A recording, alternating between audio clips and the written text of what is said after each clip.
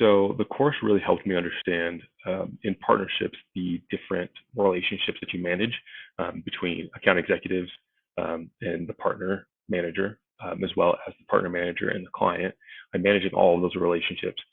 That having an idea of how that works has really benefited me in my role, giving me a foundational understanding of, really serving, the account executive in the business as well as serving your client, and really kind of helping them both find success and finding what they want out of the partnership. So my favorite thing about the course was one, Lisa.